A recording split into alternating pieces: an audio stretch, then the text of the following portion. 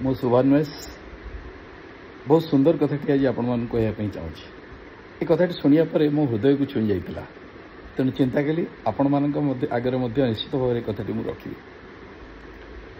थरे जन युवती झील घर निकट में एक साधु आश्रम आसी पहुंचला एवं साधु को हाथ जोड़ी प्रणाम करने उपरांत कहला, हे महात्मा, मो बापा देह बहुत खराब। मो घरे मो बापा छड़ा मो छड़ा कहीं ना, मो बापा एकुटिया घरे बर्तमान टी दयाकोरी आप आसते कि मो बापा को देखी जाते मो बापा को खुशी लगता। साधु जन जानी नथिले से झीटी को कि बापा को, तेणु अनेक प्रश्न पचारे। तापर कहले, ठीक अच्छे, काली मु दिन 11 जा तुम घर पहुँची। झीटी खुशी हो चली आसला। तापर दिन 11 साधु घर जा पहुँचले। झीटी केवल इंगित बापा कक्षटी को देखा जे से घरे मो बापा अच्छा, दयाकोरी आप जातु। साधु जन से घर को गले और देखिले जड़े रोगिणा व्यक्ति वृद्धावस्था भाया लगुच, दुईपटे दुईटी तकिया दे मुंड दे शोइचंदी खटरे एवं तांको पाखरे गोटे खाली चेयर रखिचंदी।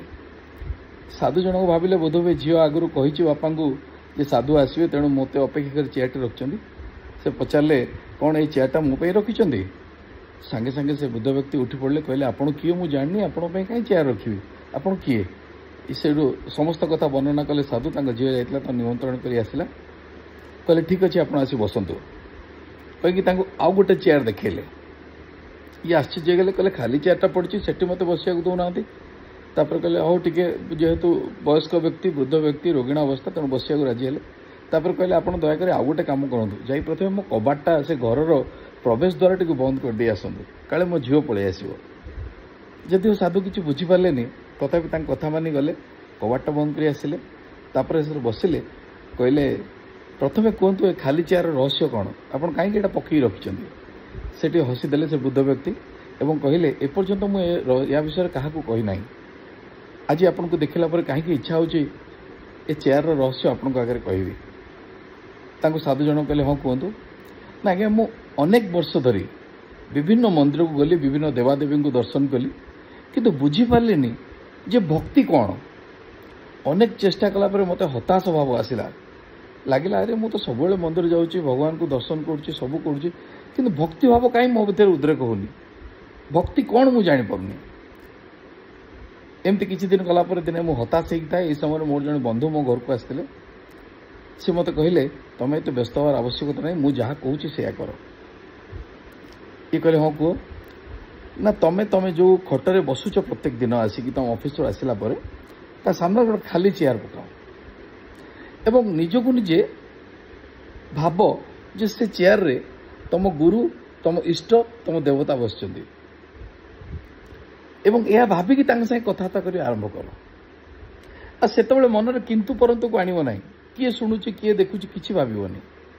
गोटे कथा मन रखियो, तुम गुरु, तुम इष्ट, तुम भगवान के सहित तुम कथा हो। जमती मो बंधु हिसाब से मो साथ कथा हो, सेमती खोला हृदय सहित साथ कथा हो। देखियो किछि दिन पर तुम तुम गुरु, तुम इष्ट को अनुभव कर। एवं से दिन ठारू ये कहले, से दिन ठारू आज पर्यंत अभ्यास मु जारी रखी। तबे मत डर लगे, काले मो झील देखीद भाव मु बाया होगले क्या साथ गपुची, तेणु मु कबाटा को बंद कर दिए। आ प्रत्येक दिन 2 घंटा मो सामने मो गुरु बसता, मो इष्ट, मो भगवान बसता, मुझे कथा हुए। मत बहुत खुशी लगे। आज पर्यटन मो खुशी, जदिव मो देह खराब हो गला, मुझे जानी केत मो मृत्यु आसो, कि मु खुशी अच्छी। सांगे सांगे से साधु आखिर अश्रु झरी आसला। से कहले, प्रकृत में आपण ही जानीपार भक्ति कौन। भक्तिर श्रेष्ठतम मार्ग आपण को मिल जाइए। यह कही मुंड उपटी हाथ रखिदेले एवं कहले, यही कार्य करि चलंतु, आपण भाग्यवान लोक, समस्त को ए सुगम पथ मिले नाही कही चलीगले। किछि दिन बीतीगला। हठात दिने से झीटी पुणी जाई पाखे पहुँचला एवं हाथ जोड़ी कहला, महात्मा, जो दिन आप जाकि मो पिता को देखी आसले, मो पिता बहुत खुशी थे, मत डाकी धन्यवाद देले जे एपरि जने साधु महात्मा को मो घर को डाकिलु, दर्शन कली। किंतु गतकाली गोटे आश्चर्यजनक घटना घटला। से कहले, कौन ना, गतकाली सकाळे मु मोर ऑफिस बाहरला बेलू मो पिता मत डाकिले एवं खुशी रे मत गेल कले, मो मुंड उपर हाथ रखिले। आखिर आनंदाश्रु बही तला, किंतु से मत किछि कहले नाही। मुझे किसी बुझीपारे पिता को प्रणाम कर ऑफिस चलीगली किंतु ऑफिस आसला पर एक आश्चर्यजनक कथा देखिली जे मो पिता से खट उपर बस किंतु निज मुंडटी को एक खाली चेयर जो रखी से खाली चेयर उपर रखिकी चिरनिद्रा शोई जाइछन्ति किंतु तांको मुहरु एक आश्वस्तिर भाव एक आनंदर भाव आसुची जेमती से कहा कोଳରେ चिरनिद्रा शोइछन्ति। यह शुणु शुणु से साधु जनक खुशी रे कांदी पकेले एवं जोर रे चित्कार करी उठले हे परमात्मा जदि प्रकृत रे आपण मो डाक शुणुचंती तबे निश्चित भाव रे एपरि मृत्यु मते मध्य देवे। केते भाग्यवान थिले झियर पिता निज गुरु निज इष्ट निज भगवान को कोଳରେ मुंड रखि से शेष निद्रा रे चली गले। देखंतु बंधुगण ए कथाटी आपण मान को कहिबार उद्देश्य होउची अत्र तत्र सर्वत्र आम गुरु विद्यमान केवल आम मन भितर से धारणा हवा दरकार जे प्रकृत में आम गुरु प्रत्येक मुहूर्त आम संगे अच्छा आम जहाँ कार्य करुचु जहाँ को जहाँ कहूँ सबू से शुणुंट केवल जदि एतिकी धारणा आम मन भितर दृढ़तर हो प्रत्येक मुहूर्त आम ईश्वर को गुरु को अनुभव कर देखो से भद्र व्यक्ति कौन कले से एते निजर करदे से खाली चेयर से निज गुरु को से अंतरंग भाव से चिंता करी पड़ुले तेणु तांकरी कोଳରେ मुंड रखि से शेष निद्रा चलीगले।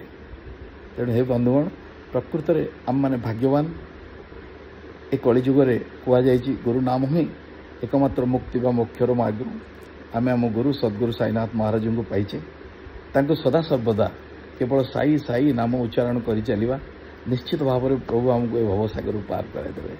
यदि भल लगी मो यूट्यूब चैनल को निश्चित भाव में लाइक करेंगे शेयर करेंगे और सब्सक्राइब करेंगे। जय श्री साईनाथ।